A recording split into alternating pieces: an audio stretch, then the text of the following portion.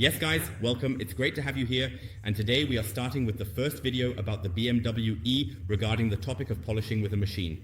I want to take you by the hand a bit, and especially include those of you who may have just gotten a polishing kit to guide you through this video and this topic so that you can essentially replicate it step by step.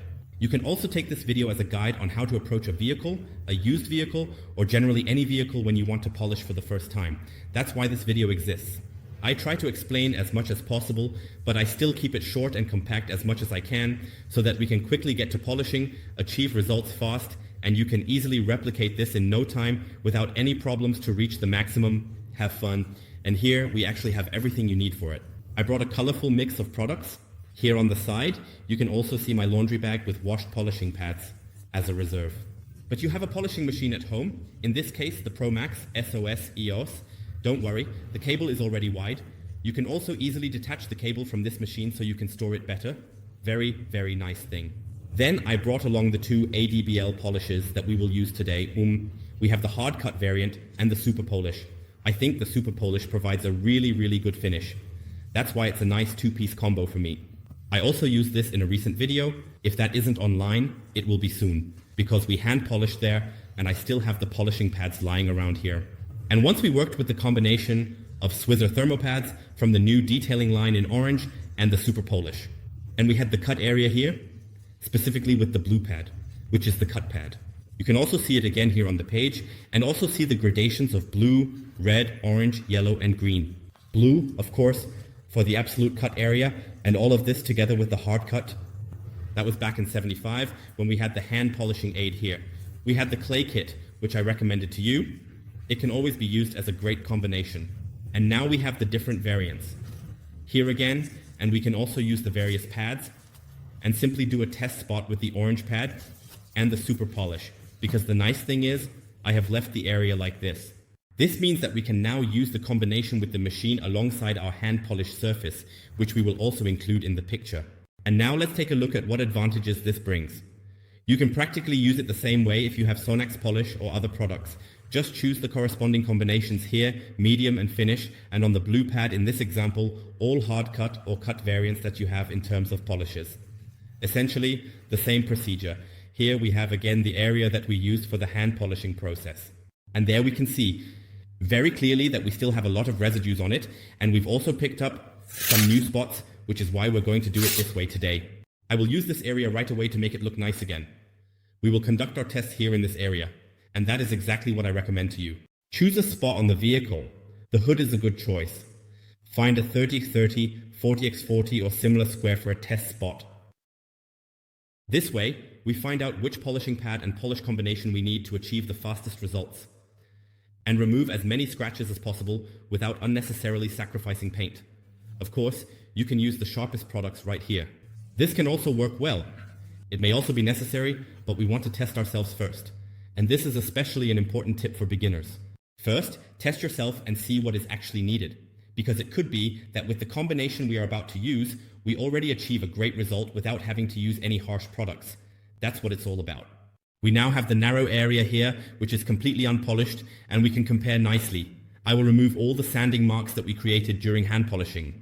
I already mentioned the machine, the one from Pro Max, and here is the orange polishing pad from the new ThermoPads. Now, let's put a bit of polish on it. I want to show you exactly how to do it. You see, I also distribute it directly with the head and press very lightly, but I also distribute it directly in the polishing pad, already evenly, without having to wipe over it with my finger last time. And so, I have simply achieved a wonderful distribution without needing to spread anything with my finger again. You see, there is very little polish.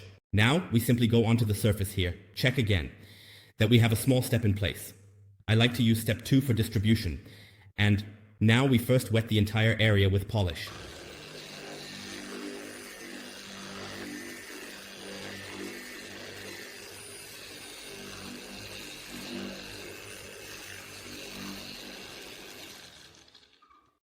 I have made a mark on the backing pad here, also for you, for the videos, so that you can always clearly see whether the backing pad is staying still. In short, if you are polishing and you press too hard and tilt the machine too far back, forward, to the left or to the right, it puts a significant strain on the entire system.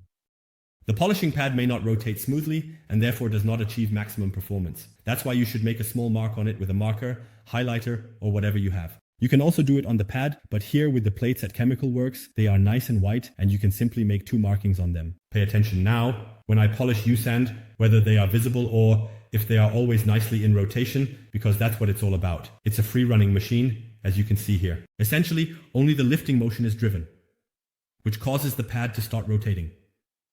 This must always be ensured. It is simply a prerequisite for achieving the best results. Let's try it out. We're going to do a cross path. Pay close attention, even at a very high setting. I'm already going to the 5th level, and I'll apply the rest through pressure. Press hard enough so that the machine runs nice and stable. Also, it should be able to transfer a bit of power, but don't press down too hard. If you feel a bit panicked, just let it run gently over the surface at first. Just hold it firmly and create an even pattern. So, I'll let the whole thing play for you at original speed. I've already mentioned the sound issue in the comments. There was a small microphone problem, but I still wanted to share the video with you because it is very informative. Here, we first go over a cross path. You can also see nicely overlapping paths. I really do this very thoroughly, as you can see, so that beginners, newcomers, and interested individuals can see all possible techniques. I could skip all of this, but I don't want to, because I want you to take away some techniques and understand how I approach this. This is the first cross path. Let's take a look at how it continues. So, just for your orientation, that was a cross path. I drove once here in this 1000U pattern, and then I drove once here in this longitudinal path. That would now practically be a cross line or a cross path. I would personally recommend that you always do 2, so you can bring the polish up to temperature, because everything here is still relatively fresh. It has already been worked on, but I think there is still more to be gained. When I notice that the polish is working well, with nice even coverage and nothing splattering around, I like to go over it again. Then the second cross path at full speed, really, moderate pressure. Do not press too hard so that the pad does not get overly compressed. It's all a matter of practice. If you feel a bit of panic, just gently feel your way and really only hold it so that the machine runs nice and smoothly. Yes, and as mentioned, I always use the 2 cross paths to get a clear picture and also to see on the vehicle, with this middle combination, what results we are already achieving. You can run the polish for much longer. As you can see, it is still very oily, so it can definitely be used for much longer. You can easily make 4 or 5 cross passes here to achieve your desired result. But I always want to show you a little bit to teach you that you should approach things gradually, to simply see what is actually needed. And I will always mention it again, just feel your way. Don't waste too much unnecessary paint and check intermediate results so that you gain more and more experience. It works well. The polish is not producing any smoke or anything, but it does get slightly warm. Everything here is relaxed, not too hot, just lukewarm, and that's a nice thing. You can see here that the polish is still very nicely milky. We could easily make another pass. This is not a problem at all. One should at least accompany to achieve a nice difference. Here, especially with such a vehicle. Wow. Especially with a vehicle like this one, which hasn't been polished in the last few years, because otherwise it would look different by now. So, you can easily go over it nicely now. It polishes out super well, and there's no need for a degreaser since there's no carnauba wax in it. If you want to be absolutely sure, definitely take a thicker one here again, but I think, take a look at this. I'm going to move my hand out here, otherwise the focus will adjust itself. Now let's display the image from before for you. I polished and sanded by hand here, and with the hard cut, everything worked out somewhat optimally. However, it really looks absolutely fantastic. Let's take a look at it. So, just the difference alone is really good. Look how beautifully blue.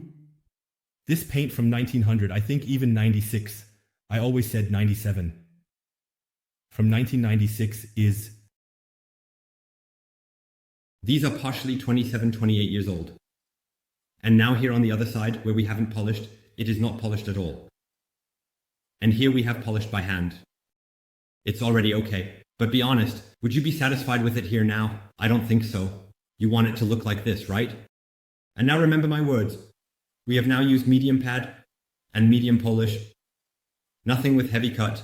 We haven't unnecessarily sacrificed paint here. I could even say that if you want to achieve such a result, we need 2 cross passes. What happens if we now use a finish pad and finish polish? You can test this out for yourselves, and ideally, you will start with it as well. We had already gained some experience since we had polished beforehand. That's why I went straight for this combination now. And I have to say, what do you think? For me, this would absolutely excite me. And it would be enough because it always depends on the situation. I don't want to unnecessarily sacrifice paint. If there were a small scratch or a little spot somewhere, you could specifically go over that area again. But now, to work on everything here with heavy cut, I just don't want to do that to the paint at all. And now we can go up a bit here. This is how it looked before. And now we simply have a really nice, clear image. There are a few small stone chips and such, but after nearly 30 years, that's to be expected. Beautiful, beautiful thing. Such videos are just super impressive, and they all look so easy on the internet and on television or wherever else. And I can tell you here on this point, if you simply stick to these tips, take it easy with this matter. Take a finish pad, finish polish, and a good polishing machine, and then this won't be rocket science. In my opinion, polishing is not complicated. Sure, there are always tough cases. Sometimes there are scratches that are so deep that you really have to use heavy cut support or maybe even sand with sandpaper or whatever. But first think about where you can achieve beautiful results with a polishing machine, using good pads and good polishes. And if you then realize, okay, the scratch is a bit too severe for me, you can still show it to someone, or maybe it needs to be repainted or a bit of smart repair needs to be done. But you can achieve so much here, and that's also what I receive as feedback from you, for example, through WhatsApp, your before and after pictures, just how you celebrate your successes. And that's the point of using a really nice starter set. Just get started, test it out, and if you stick to the points I share with you, you won't cause any damage. You won't polish your paint away immediately unless you only have that much left available. But if you know the vehicle a bit, and you don't measure beforehand but still start with a gentle approach, there should still be enough paint to achieve a really nice result. Measuring, if necessary, is of course always an important thing. In this case, it really worked absolutely perfectly. We don't need any heavy cut polish here, we don't need any blue ThermoPad, which is the hardest variant in the set, but rather the medium story with the super polish worked wonderfully. And that's also what I want to pass on to you in the videos. Test yourselves, feel your way in, use the things that are available. I would have been happy if I could have started with that. I have also fought my way through and can now immediately tell you the best combinations and show them in the videos. And looking back at the last video on the topic of hand polishing, it became clear once again that a polishing machine has a clear advantage. The benefits are obvious. Speed, effectiveness, and it's not so physically demanding. You won't get strains or anything like that. So you can test it out or even apply it in small areas with such a hand polish. But I tell you one thing, once you have a polishing machine, no matter which one it is, and you are satisfied with it, you will never polish by hand again. I can tell you that already, because here too, for example, you can put a medium pad on it. Let's take a look at the vehicle and then go over the remaining areas.